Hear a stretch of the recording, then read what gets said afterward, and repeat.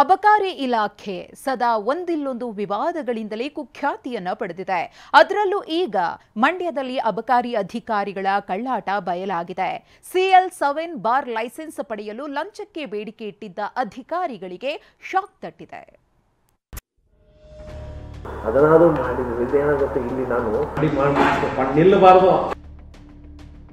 ಅಬಕಾರಿ ಇಲಾಖೆಯಲ್ಲಿ ಬ್ರಹ್ಮಾಂಡ ಭ್ರಷ್ಟಾಚಾರ. ಲಂಚ ಕೊಟ್ಟರಷ್ಟೇ ಬಾರ್ ಲೈಸೆನ್ಸ್, ಇಲ್ಲದಿದ್ದರೆ ಅರ್ಜಿ ರಿಜೆಕ್ಟ್.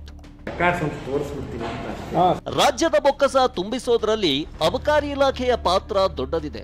ಆದ್ರೆ ಇಲಾಖೆಯಲ್ಲಿನ ಅಧಿಕಾರಿಗಳು ತಮ್ಮ ಬೊಕ್ಕಸವನ್ನು ಭರ್ಜರಿಯಾಗಿಯೇ ತುಂಬಿಸಿಕೊಳ್ತಿದ್ದಾರೆ.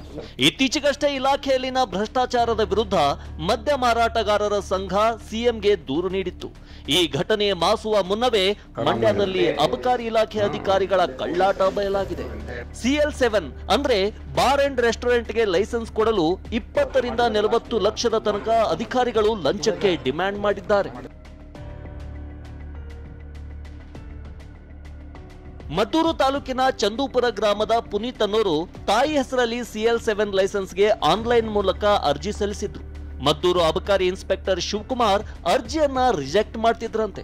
ಬಳಿಕ ಲಂಚಕ್ಕೆ ಬೇಡಿಕೆ ಇಟ್ಟು ಅಬಕಾರಿ ಡಿಸಿ ರವಿಶಂಕರ್ ಅನ್ನ ಭೇಟಿ ಮಾಡಲು ಸೂಚಿಸಿದ್ರಂತೆ. ಅಬಕಾರಿ ಡಿಸಿ ಬಳಿ ಹೋದಾಗ ಕೋಡ್ ವರ್ಡ್ ಮೂಲಕ 40 ರಿಂದ 20 ಲಕ್ಷ ಲಂಚಕ್ಕೆ ಡಿಮ್ಯಾಂಡ್ ಮಾಡಿದ್ದಾರೆ.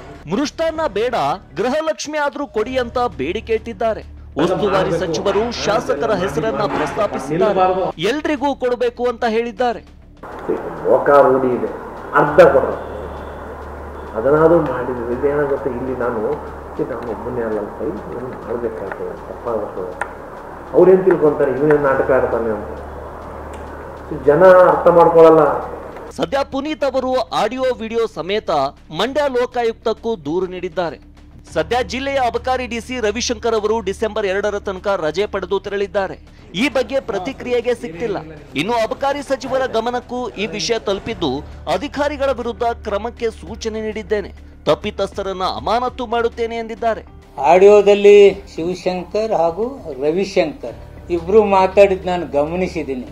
ಅಂತಹ ಅಧಿಕಾರಿಗಳ ಮೇಲೆ ಇಮಿಡಿಯೇಟ್ ಕಠಿಣ ಕ್ರಮ ಕೈಗೊಳ್ಳಲಿಕ್ಕೆ ನಾನು ಸೂಚನೆ ನೀಡಿದ್ದೇನೆ. TV9 ವರದಿ ಇಂಪ್ಯಾಕ್ಟ್, ಅಬಕಾರಿ ನಿರೀಕ್ಷಕ ಅಮಾನತು. ಇನ್ನು TV9 ವರದಿ ಬೆನ್ನಲ್ಲೇ ಮದ್ದೂರು ಅಬಕಾರಿ ನಿರೀಕ್ಷಕ ಶಿವಶಂಕರ ಆರಾಧ್ಯರನ್ನ ಅಬಕಾರಿ ಆಯುಕ್ತರು ಅಮಾನತು ಆದೇಶ ಹೊರಡಿಸಿದ್ದಾರೆ. ಹಾಗೆ ಅಬಕಾರಿ ಉಪಾಯುಕ್ತ ರವಿಶಂಕರ್ ವಿರುದ್ಧ ಅಮಾನತಿಗಾಗಿ ಸರ್ಕಾರಕ್ಕೆ ಪ್ರಸ್ತಾವನೆ ಸಲ್ಲಿಸಿದ್ದಾರೆ.